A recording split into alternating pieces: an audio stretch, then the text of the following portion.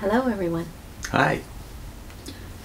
If you're a Jehovah's Witness or an ex, you may remember one of our familiar proof texts when the issue of Israel, God's relationship with Israel comes up, and of course we would habitually fall back to this thought from Romans chapter 2.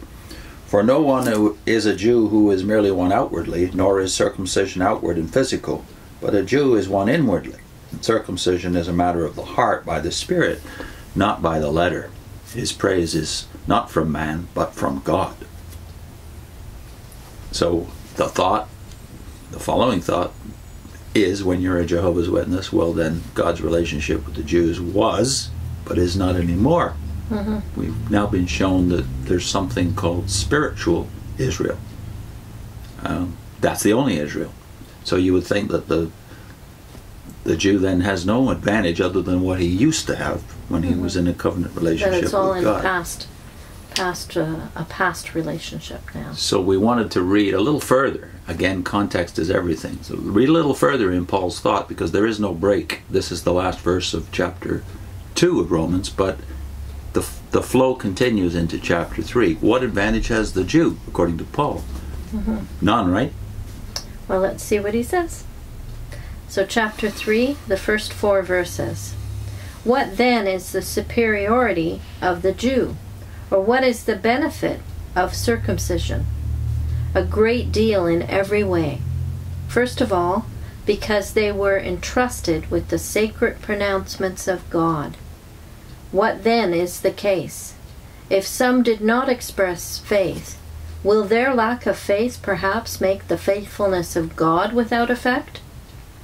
Never may that happen, but let God be found true, though every man be found a liar. Even as it is written, that you might be proved righteous in your words, and might win when you were being judged. Now let me read that same passage from the ESV, English Standard Version. Then what advantage has the Jew?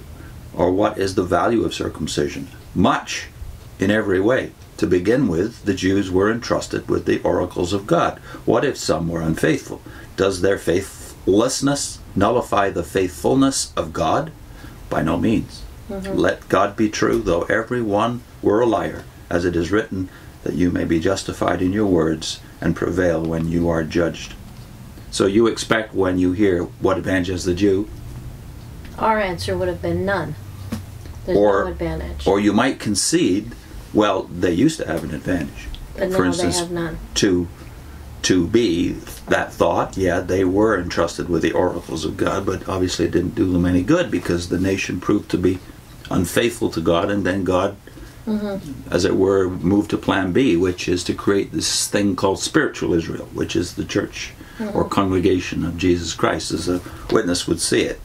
But is that where Paul's thought goes? No, because he says, if some did not express faith. So first of all, he doesn't think everyone showed no faith. So this idea that the nation went into unfaithfulness and apostasy, Paul doesn't go there.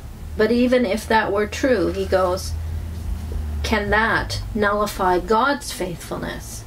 So it's not about them or us, it's about God. And God is faithful. Yeah. Was God surprised when Israel became, as it were, compromised and then unfaithful in various generations, at least, to the promises that he had given them, to the law that he had given them through Moses? Was he surprised? He knew from the beginning what would happen, and he knew from the beginning that they would crucify their Messiah. Because he knew they were all sinners and they needed saving. They needed redemption. So the faithfulness of God that had gone from Abraham to Christ and the apostles, all revelation, the oracles of God were given through the agency of Abraham's descendants, according to the flesh, until that day. And he makes the point, as far as a Hebrew like Paul is concerned, and again like the Hebrews chapter 11, not written by Paul but by another Jewish believer, the Hall of Fame of faith is constituted mostly of Jews. We think of them as mostly unfaithful, but Paul in Hebrews do not see that. He goes to some were unfaithful, Right. It may be true numerically that the majority were not faithful, but he doesn't go where we habitually go when we're witnesses, and unfortunately where many Christians go, which is the nation of Israel was unfaithful. The nucleus of the New Testament church was exclusively Jewish. We forget that. Yeah. Now, if you had to start over with Christians, are they any better? You know, we all are showing unfaithfulness. It's no better. So starting with the new people isn't going to work because we're all sinners. So it's never about numbers. It's about God's character. So it's ironic that some of you will have seen this book. This used to be the study book of Jehovah's Witnesses before the truth book. Let God Be True, published in 1946. They get their text from here. And yet 15 years before they published this book, they'd abandoned the notion that God somehow was covenanted to Israel. They don't go, according to the logic of J.F. Rutherford and his successors, where Paul goes, which is, this is really not about us. It's about God. And we can trust God. He is true. You know, the way they have it, he's not true. He's not going to keep his end of the things because we don't keep our end. We might remember that at the end of a textbook that we used, a successor of this particular study book in the 1980s and 90s, the book that we were using, the knowledge book, ended with the thought that if we show our love to God, then he will show his love to us. He will respond to our love by being loving himself. So he's always responding to us instead of he makes the gesture and we do the responding.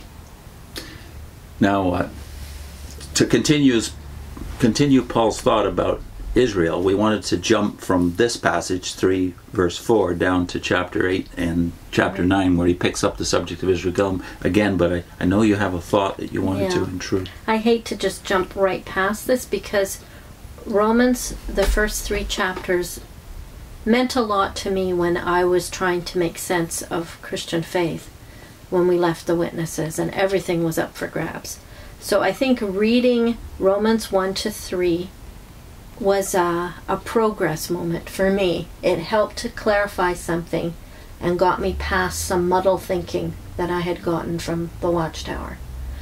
So a verse that I had as a memory verse when I was a Jehovah's Witness was Romans chapter 3 verse 23, and you probably will be familiar with it.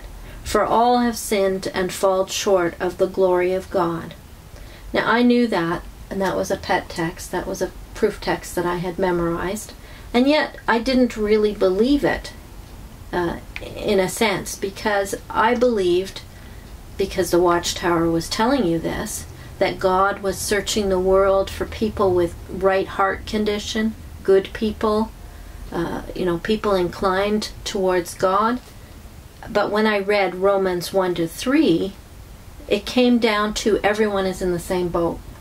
Whatever advantage you have of knowing something about God from the Bible or not knowing, it still leaves off with the same verdict for everyone. We're all sinners. All guilty. We're all guilty. So I just found that those 3 passages helped clarify things for me and get me past that thinking that somehow we might deserve God's favors. Some of us. Yeah. More than others. So this universe where there's good people or inclined to good people versus evil people, now you realize we're all the same. We're all on one level in God's sight. The underlining verse for that, the verse that we couldn't have believed when we were Jehovah's Witnesses here, was verses 10 and 11. Paul says, as it is written, none is righteous, no, not one. No one understands, no one seeks for God. All have turned aside, together they have become worthless. So again, it's not about us or Jews or Gentiles, it's about God. God is faithful where we are not. No one does good. And this final underlined thought, not even one. Yeah. As it put it in there in verse 11. Not as much as, not so much as one. So do we take that seriously? Not if we're Jehovah's Witnesses. We think there's good-hearted people and there's the rest. So I think as you go from chapter 3 in Romans to the end of chapter 8, Paul now develops the thought from universal guilt to glory. He even talks about the creation being set free and having the glorious liberty of the children of God. Mm-hmm.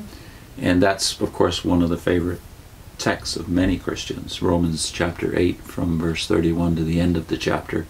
We'll go to that because that sets up Paul's resuming his discussion of God's relationship with Israel in the next segment.